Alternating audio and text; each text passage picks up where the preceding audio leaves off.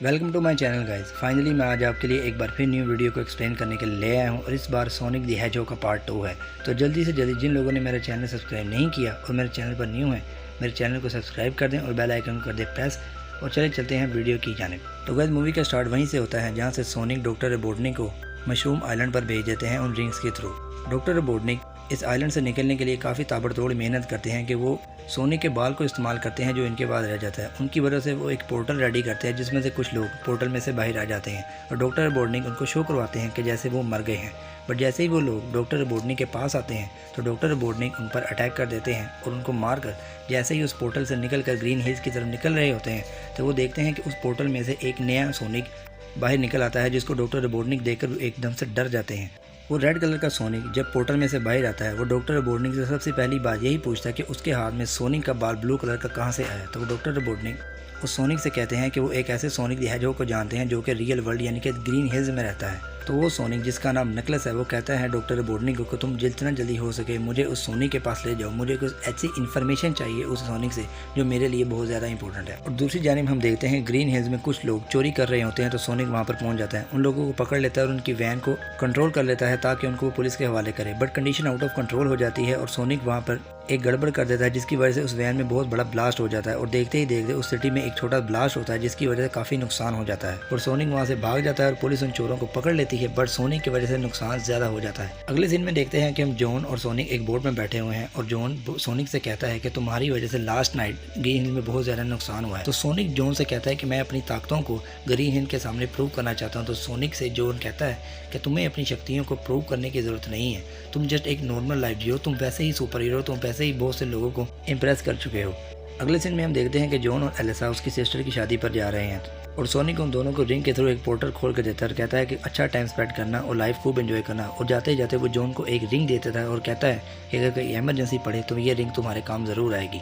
और John Elisa की sister की शादी को अटेंड करने के लिए वहाँ से निकल पड़ता है। उन दोनों के जाने के बाद सोनिक घर पर काफ़ी मस्ती करता है, स्नैक खाता है, गेम्स खेलता है, यानी कि अपनी हर पसंदीदा चीज़ करता है और अपना टाइम स्पेंड अच्छा करता है। दूसरी जानब हम देखते हैं कि ग्रीन हिल्स के जंगलों में एक रिंग के थ्रू पोर्टल ओपन होता है और उसमें से एक पीले कलर का सोनिक निकलता है जो कि एक फीमेल सोनिक है और उस सोनिक के पास एक लोकेशन ट्रैकर है जिस पर वो किसी की लोकेशन को ट्रेस कर रही है और इस सोनिक का नाम टेल्स है और ये यहाँ पर किसी की तलाश में आई है और टेल्स भी ट्रैकर की मदद से अपनी तलाश पर निकल पड़ती है।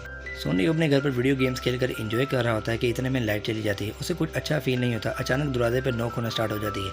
वो दरवाज़ा ओपन करने जाता है, वो दरवाज़ा ओपन करता ही है इससे पहले कोई दरवाज़ा बाहर से ओपन कर देता है। जब दरवाज़ा खुलता है तो वो देखकर शौक रह जाता है कि डॉक्टर रोबोटनिक उसके सामने खड़े होते हैं और डॉक्टर रोबोटनिक उसे कहते हैं कि वो उसे यहाँ पर मारने के लिए आए हैं।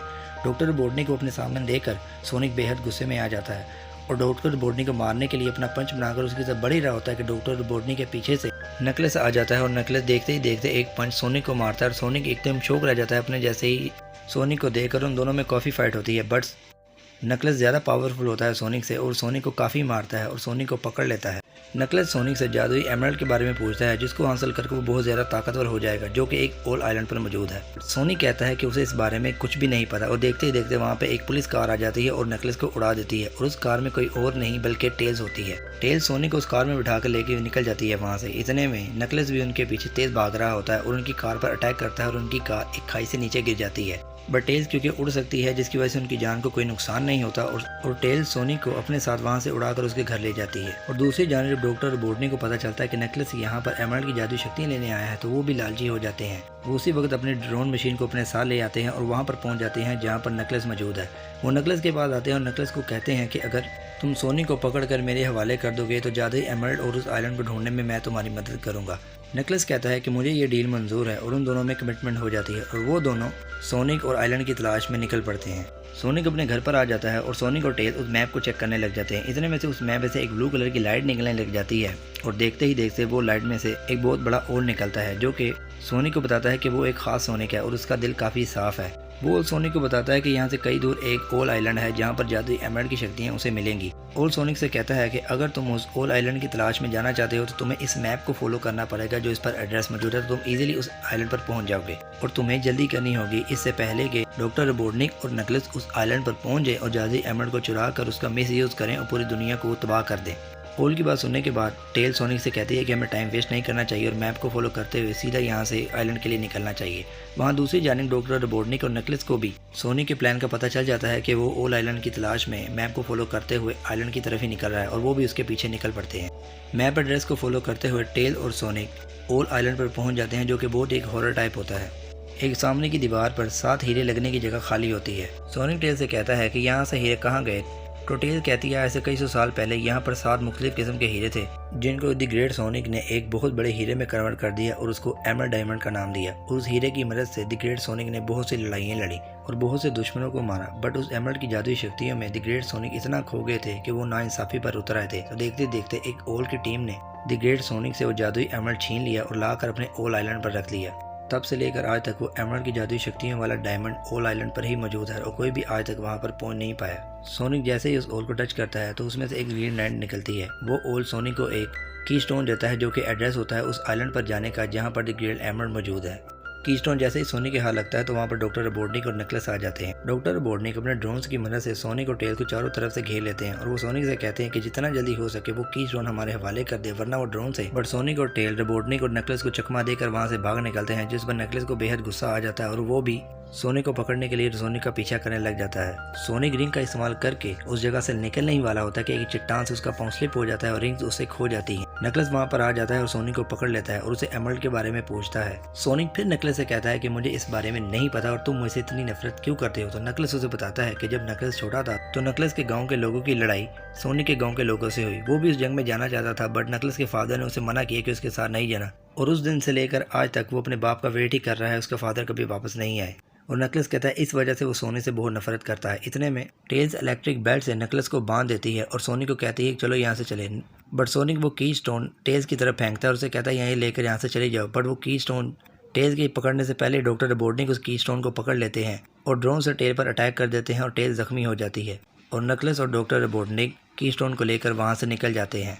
सोनिक टेल को जख्मी हालत में उठा लेता है और वहाँ से जॉन को कॉल करता है और सारी कंडीशन जॉन को बताता है कि उसके पास एक जख्मी सोनिक है और सोनिक के पास जितनी रिंग्स थी वो उसे खो चुकी हैं और वो सोनिक को ठीक करना चाहता है और उसने एक इमरजेंसी के तौर पर एक रिंग जॉन को दी थी, इसलिए जितना जल्दी हो सके जॉन पोर्टल ओपन करे ताकि सोनिक टेल को लेकर उनके पास आ जाए और वो टेल को ठीक कर दे। और पोर्टल रिंग गलती से दूल्हे के पास चली जाती है तो जॉन उनसे जबरदस्ती रिंग खोलकर पोर्टल को ओपन कर देता है, जिसमें से सोनिक जख्मी टेल को लेकर उस जगह पर आ जाता है। और वहाँ पर पहुंचते ही सोनिक टेल को उठाने की कोशिश करता है, पर वहाँ पर आर्मी आ जाती है और वो सोनिक और टेल को पकड़ लेती है और उसको अपनी कस्टडी में ले लेती है।